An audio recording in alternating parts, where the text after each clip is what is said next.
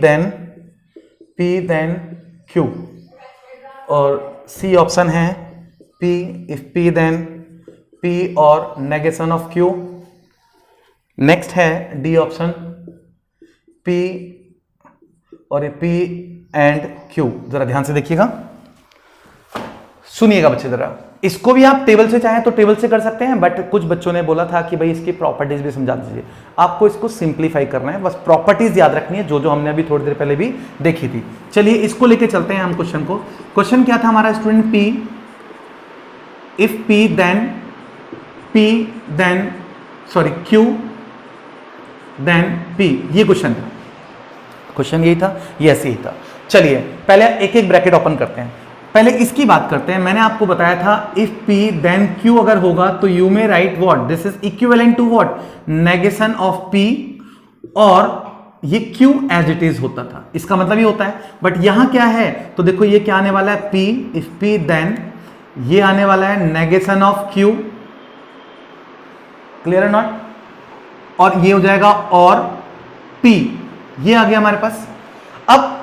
अब मैं इसको ऑपरेशन करूंगा तो इसका ऑपरेशन क्या होगा, इसका ऑपरेशन फिर वही पहले वाले का नेगेशन, तो ये आ जाएगा नेगेशन ऑफ P, और ये तो डायरेक्ट क्वेश्चन आ गया है स्टूडेंट, ये तो डायरेक्ट लॉजिकली इक्विवेलेंट किसके आ गया, इसके आ गया, ये तो डायरेक्ट ही क्वेश्चन आ गया। तो क्योंकि देखो और में हम ये लिख सकते हैं A और B कहें, मतलब A यूनियन B कहें, क्योंकि और का मतलब क्या था, और इज इक्वल टू यूनियन, या B यूनियन A कहें, बात तो एक ही है। तो देख रहे हैं आप P और इसको U में राइट व्हाट, U में ऑल्सो राइट P, और इसको लिख सकते हैं P और नेगेशन ऑफ Q, तो मतलब C is the correct option. तो डायरेक्टली भी आप सॉल्व कर सकते हो, मतलब ये हमारी प्रॉपर्टीज होती हैं।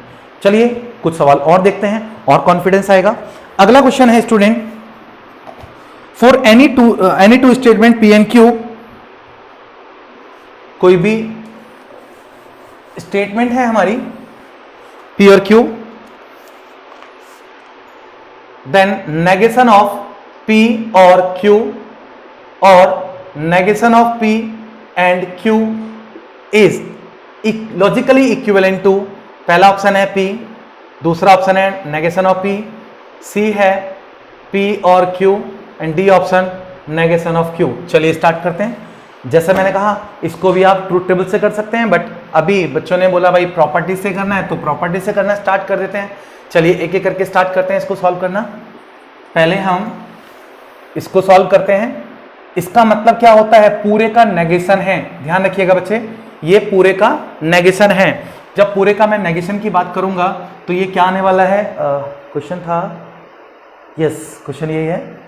तो इस पूरे का नेगेशन आपको पता होगा, अगर मैं बोलूं नेगेशन को ऐसा करिए, पहले इसको ना सेट की फॉर्म में रिड्यूस कर लीजिए, P, और इसका मतलब मैंने बताया था यूनियन Q, इस पूरे का होल डैश, और ये U, और ये कितना होगा P डैश, और ये इंटरसेक्शन Q। चलिए सॉल्व करिए। डी मॉर्गन्स लॉ क्या कहता है, P dash intersection Q dash, ये आ जाएगा स्टूडेंट, और यूनियन कितना आया ये P dash intersection this Q dash. अब आप लोगों को याद होगा इन दोनों में P डैश दोनों में कॉमन आ रहा है, आपको नजर आ रहा होगा। जैसे अगर मैं आपसे कहूं AB प्लस AC बोलूं, अगर दोनों में से अगर मैं A कॉमन लूंगा तो जरा ध्यान दीजिएगा मैं बताना क्या चाह रहा हूं, तो B प्लस C बचेगा। इट मीन्स व्हाट, यहां सिंबल कौन सा आएगा जो दोनों के बीच में होता है, और बीच में जो होता है वो यहां आने वाला है। तो इन दोनों में से अगर मैं P डैश कॉमन लूंगा और यहां आने वाला है ये इंटरसेक्शन, और बीच में कौन सा सिंबल आएगा जो दोनों के बीच में होता है, ये आ गया Q डैश, और यूनियन ये Q आने वाला है। और यूनियन का मतलब मैंने अभी बताया था बच्चे कि अगर A कॉम्प्लीमेंट यूनियन A बोलूंगा तो ये आ जाएगा यूनिवर्सल, क्या आ जाएगा यूनिवर्सल। तो ये हमारा आ गया यूनिवर्सल, तो ये आ गया P डैश इंटरसेक्शन यूनिवर्सल। और याद होगा यूनिवर्सल का मतलब मैंने बताया था, सपोज 1 2 अप टू कितना 9 है, और A कॉम्प्लीमेंट हमारा अगर मान ले 1 2 3 4 है, तो इन दोनों में कॉमन अगर देखूंगा तो कॉमन तो हमारा यही रहेगा। तो हमने ये भी पढ़ा था अभी, यूनिवर्सल इंटरसेक्शन अगर मैं A कहूं या A कॉम्प्लीमेंट कहूं तो कॉम्प्लीमेंट ही रहता है। तो इंटरसेक्शन का मतलब है दोनों में कॉमन, कॉमन क्या आने वाला है P कॉम्प्लीमेंट, और कॉम्प्लीमेंट को नेगेशन भी बोलते हैं, तो negation of P। So negation of P मतलब option B is the correct option. तो ऐसे आप इसको प्रॉपर्टी से सॉल्व कर सकते हैं, बट आपको ये सारी प्रॉपर्टीज याद होनी चाहिए 11th क्लास वाली, मतलब ये कॉमन लेना है, ये सब कॉन्सेप्ट आपको क्लियर होने चाहिए। कॉन्सेप्ट तो वही है बच्चे, जैसे कॉमन लेने वाली बात है, बेसिक बातें हैं, तो आपको याद होनी चाहिए। अगर आपको याद होंगी तो डेफिनेटली आप इनको कर पाएंगे। चलिए एक दो क्वेश्चन और देख लेते हैं, और डाउट क्लियर होगा। Duster, where is duster? Yes, चलिए कुछ क्वेश्चन और प्रैक्टिस कर लेते हैं, अभी कॉन्फिडेंस आ जाएगा आप लोगों को। नेक्स्ट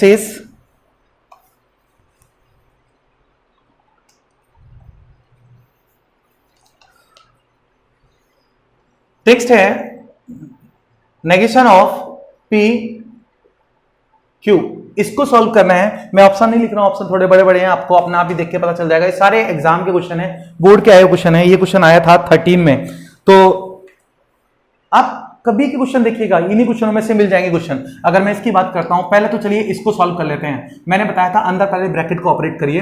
ब्रैकेट का मतलब मैंने बताया था अगर रिवर्सिबल होगा तो इसका मतलब होगा स्टूडेंट क्या, याद कीजिए, मैंने बताया था नेगेशन ऑफ पी और क्यू, और फिर यहां एंड आएगा नेगेशन ऑफ क्यू और पी, ये आने वाला है। चलिए पहले इसमें लगा देता हूं नेगेशन ऑफ, ये तो होल नेगेशन है, तो इसका मतलब ये हो जाएगा नेगेशन ऑफ पी और Q intersection negation of Q और पी, ये हो गया। अब इसको ऐसा करिए, थोड़ा कॉम्प्लिकेटेड लग रहा है तो इसको देखने में डर लग रहा है, तो बच्चे क्या कर सकते हैं, इसको प्रॉपर्टी से अगर करना चाहते हैं तो या तो ट्रूथ टेबल से कर ही सकते हैं, प्रॉपर्टी से करना चाहते हैं तो इसको ऐसा करिए, ये जो होल होता है इसका मतलब ट्रांसपोज होता है, कन्वर्ट कर लेता हूं मैं, ये हो जाएगा पी डैश और ये यूनियन क्यू इंटरसेक्शन, ये हो जाएगा क्यू डैश यूनियन पी और इस पूरे का होल डैश। ये जो डैश है इसको ए मान लो पूरी टर्म को, और इसको बी, याद होगा आपको ए इंटरसेक्शन बी का होल ट्रांसपोज, ये होता था De Morgan's law, A transpose union B transpose, तो ये क्या आने वाला है पूरे का ट्रांसपोज, तो क्या आ जाएगा बच्चे पी ट्रांसपोज यूनियन क्यू का होल ट्रांसपोज, और ये चेंज हो जाएगा हमारा यूनियन में, और ये आ जाएगा Q transpose union P transpose, sorry इसका होल ट्रांसपोज।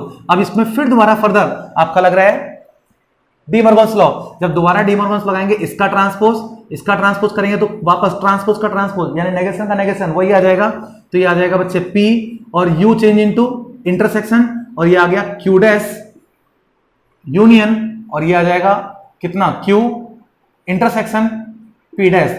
तो आप इसको अब वापस अपने जो हमारा ऑप्शन दिया हुआ है उस फॉर्म में रख दीजिए, तो ये आ जाएगा बच्चे P and negation of Q और क्यू मतलब ये Q and negation of P, ये इसका ऑप्शन था।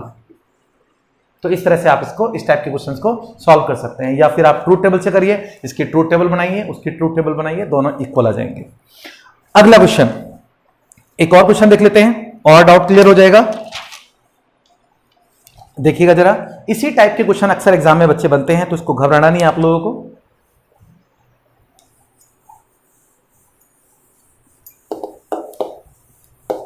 चलिए एक दो क्वेश्चन और देखते हैं इस टाइप के। कहता है truth value of P Q R for which P and Q और negation of R has truth value false. तो कहता है अगर, देखिए ऑप्शन दिए हुए हैं इसमें, A false true false, B option दिया हुआ है false false false, C option दिया हुआ है ट्रू ट्रू ट्रू, और डी ऑप्शन दिया हुआ है फॉल्स फॉल्स ट्रू। जरा ध्यान से देखिएगा, उसने कहा है कि अगर ये पूरी स्टेटमेंट, इस पूरे स्टेटमेंट की ट्रूथ वैल्यू फॉल्स है तो पी क्यू आर की ट्रूथ वैल्यू क्या होगी, ये क्वेश्चन है। The truth value of P Q and R respectively if the truth value of this operation is false. इसको भी आप ट्रूथ टेबल से कर सकते हैं, बट आज हम प्रॉपर्टीज की बात कर रहे थे, क्योंकि बच्चे ने बोला, कुछ बच्चों ने बोला था कि भाई इसको प्रॉपर्टीज से सॉल्व कर लीजिए, तो प्रॉपर्टी से सॉल्व करना है तो बच्चे घबराना नहीं है, जरा ध्यान दीजिएगा। देखिएगा हमें गिवन क्या है, पहले देखिए गिवन क्या है, P एंड Q और negation of R, negation of R, इसकी ओवरऑल ट्रूथ वैल्यू क्या है? फॉल्स है।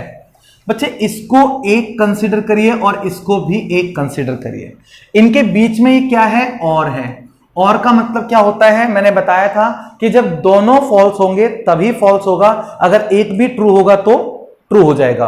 बट ये क्या दे रखा है? फॉल्स है, तो मतलब ये और ये दोनों क्या रहे होंगे? फॉल्स, मतलब ये फॉल्स और ये फॉल्स, तो ये फॉल्स आया होगा। मतलब अब ये हुआ कि P एंड Q ये कुल मिला के हमें क्या दे रहा है? फॉल्स दे रहा है। एंड नेगेशन ऑफ R ये भी क्या है? हमारा फॉल्स है। बच्चे अगर नेगेशन ऑफ R फॉल्स है तो R क्या होगा? ट्रू। और हमसे पूछा गया है P Q R, इनकी ट्रूथ वैल्यू बतानी है, यानी R तो हमारा कंफर्म हो गया है कि ये तो आने वाला है ट्रू। इससे इसका मतलब एक तो बात सिद्ध हो गई कि ये और ये आंसर तो है नहीं। अब बचे आंसर हमारे, क्योंकि लास्ट वाला ट्रू है, मतलब या तो ये होगा या ये होगा। अब इसको चेक करना है P और Q को। बच्चे जरा गौर से देखो, P एंड Q फॉल्स है। मैंने बताया था एंड में क्या होता है, ये अगर P एंड Q ट्रू होता था कब? जब ये दोनों ट्रू होते थे तो ये ट्रू होता था। बट ये क्या दिया उसने? फॉल्स। और फॉल्स के लिए मैंने क्या बोला था? या तो ये दोनों फॉल्स होंगे, या ये फॉल्स और ये ट्रू होगा, या ये ट्रू और ये फॉल्स होगा। इनमें से कुछ भी होगा तो ये ट्रू आया होगा, सॉरी ये फॉल्स आया होगा, क्योंकि हमें फॉल्स चाहिए। फॉल्स तभी आया होगा जब इनमें से कुछ होगा। तो इसका मतलब ये ऑप्शन क्या हो सकता है? False false. देखिए ऐसा कोई ऑप्शन है? यस, ये ऑप्शन करेक्ट है। देखिए ये तो पहले फेल हो गए थे और ये हो नहीं सकता क्योंकि ये वाला ट्रू, और अगर ये दोनों ट्रू हो जाएंगे, दोनों ट्रू हो जाएंगे तो ये फिर ट्रू आ जाएगा। बट ये फॉल्स है, मतलब ये वाला है नहीं, तो बचा ये ऑप्शन। तो ये option is the correct option. तो इस टाइप से क्वेश्चन सॉल्व कर सकते हैं आप। तो मतलब थोड़ा सा लॉजिकली भी सोचना होगा। कई बार ऐसा ट्रिकी क्वेश्चन भी दे सकते हैं कि भाई यहाँ तो अलग ऑप्शन थे, बट ऐसा नहीं होगा, इसमें से दोनों ऑप्शन दे देगा, जैसा कि यहाँ क्वेश्चन दिया है। तो ये क्वेश्चन भी आपका एग्जाम का आया हुआ है। तो एक और क्वेश्चन देखिएगा जरा। चलिए एक और क्वेश्चन देखते हैं और क्लियर होगा कॉन्सेप्ट।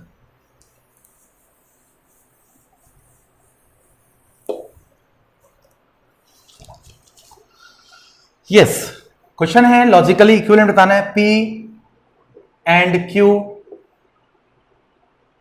सॉरी ये तो हो चुका है हमारा। ये है इफ P देन Q,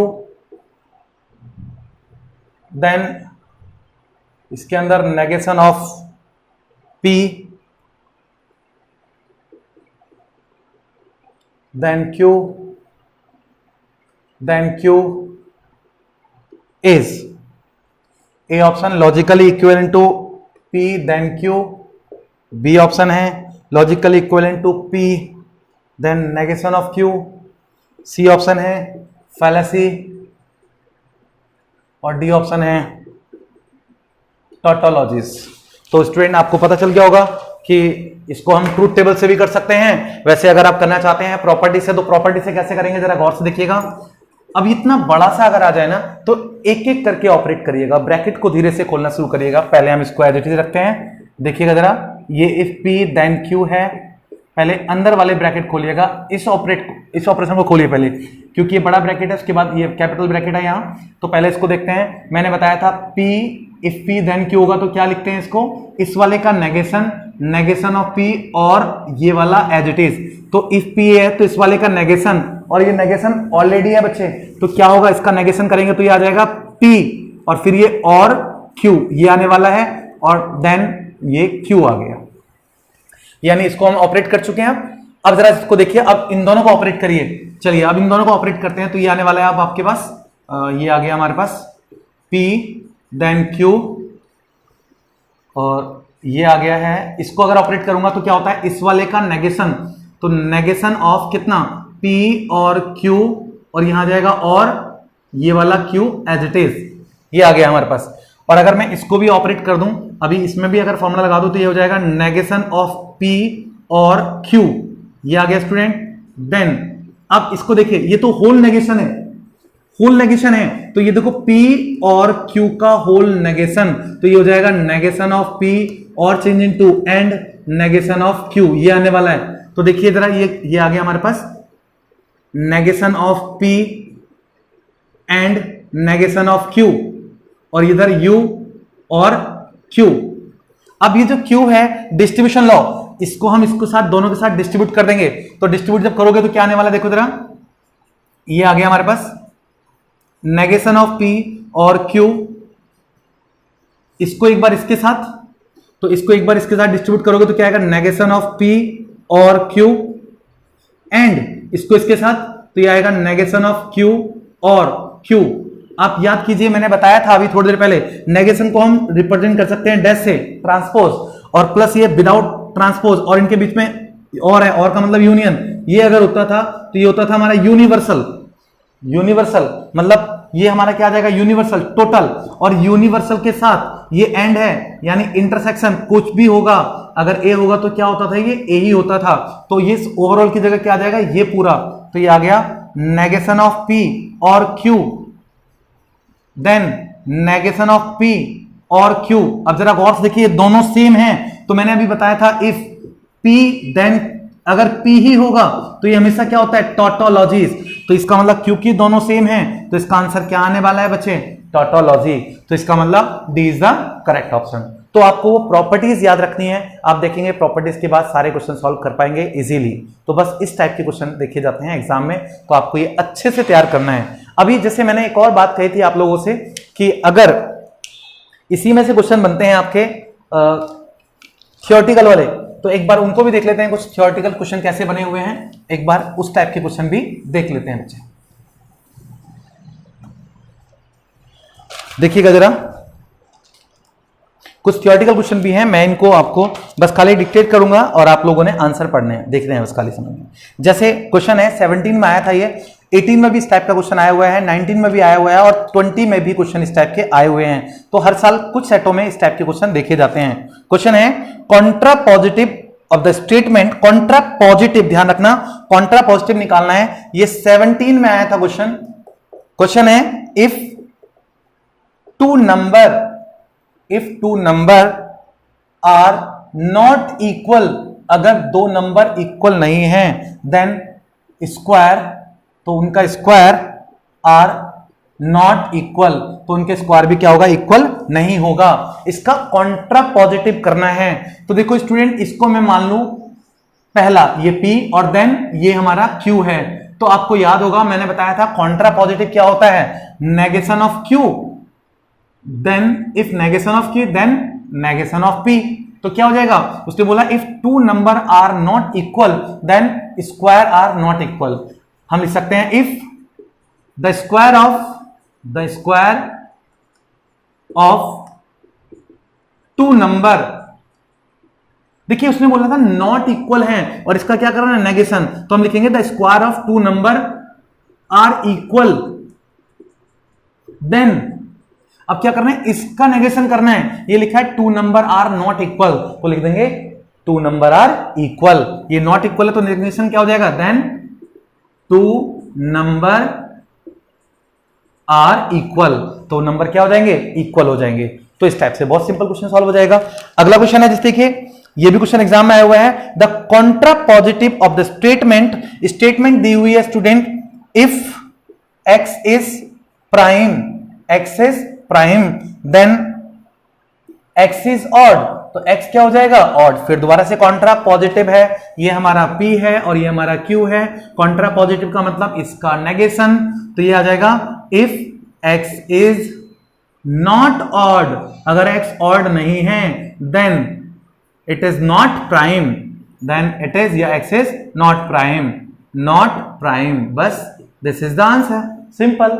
छोटा छोटा क्वेश्चन है, ये तो आप डायरेक्टली सॉल्व कर सकते हैं। अगला क्वेश्चन देखो जरा, क्वेश्चन है the contrapositive of the following statement, if the side of the square are double then its area increase 4 time.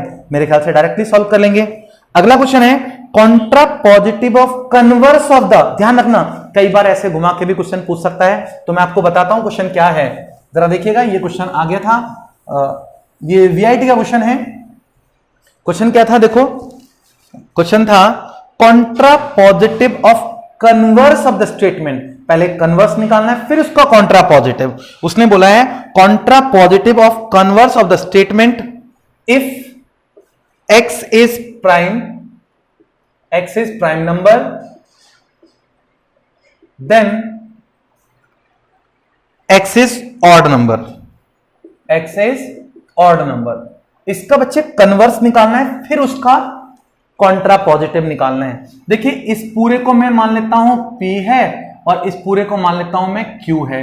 तो कन्वर्स की बात करेंगे तो कन्वर्स में मैंने क्या बताया था स्टूडेंट कि ये वाली टर्म पहले लिख देंगे और ये एज इट इज को इंटरचेंज कर देंगे। तो क्या आने वाला है, if x is odd then x is prime number. तो ये हमारा आ गया बच्चे कन्वर्स। अब इसका कॉन्ट्रा पॉजिटिव करना है। अब देख रहे होंगे आप ये p बन गया है और ये q बन गया है, और कॉन्ट्रा पॉजिटिव के लिए क्या करते हैं, q का नेगेशन देन p का नेगेशन। तो x इज प्राइम, तो क्या हो जाएगा इसका negation, if x is not prime then x is not odd number. तो बस दिस इज द आंसर। तो इस टाइप से क्वेश्चन बन जाता है। तो आपने घबराना नहीं है। तो इस टाइप के जितने भी क्वेश्चन होंगे बहुत इजीली आप सॉल्व कर सकते हैं। जैसे अगर नेगेशन पे क्वेश्चन आ जाए, नेगेशन करना है, स्टेटमेंट है इफ, नेगेशन निकालना है, जरा ध्यान दीजिएगा क्या लिखा है, if I become a teacher then I will open a school. वो कहता है if I become a teacher then I will open a school. इसका नेगेशन करना है। बच्चे जरा ध्यान दीजिएगा, पहले तो उसने बोला if I become a teacher, इसको मैंने P मान लिया, then I will open a school, तो इसको मैंने Q मान लिया। इफ देन के द्वारा जुड़े हुए हैं, इसका मतलब क्या है, ये नेगेशन, सॉरी इसका मतलब है इफ P देन Q, इसका मतलब ये है। अब इसका नेगेशन कर, तो इसका नेगेशन करना है। मैंने भी बताया था पहले तो इसको ऑपरेट करिए, नेगेशन तो बाहर है, इसको कैसे ऑपरेट करते हैं, इसका नेगेशन और क्यू, ये आ जाएगा, और इस पूरे का फिर नेगेशन बाहर है, तो नेगेशन का मतलब ये हो जाएगा, जैसे वही मैंने बताया था डी मॉर्गन्स लॉ। तो इसका मतलब ये इसका नेगेशन, इसका बोला था ये P, सॉरी P का नेगेशन तो ऑलरेडी है, तो ये क्या आ जाएगा P और change into and negation of Q। इसका मतलब इसका नेगेशन क्या होगा, P हमारा एज इट इज रहेगा और नेगेशन ऑफ Q लिख देंगे हम। तो क्या आ जाएगा, इफ आई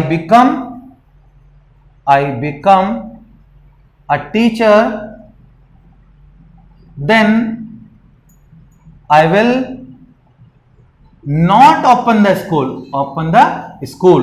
तो ये क्वेश्चन बन जाएगा आप लोगों का। इस टाइप से आप सॉल्व कर सकते हैं।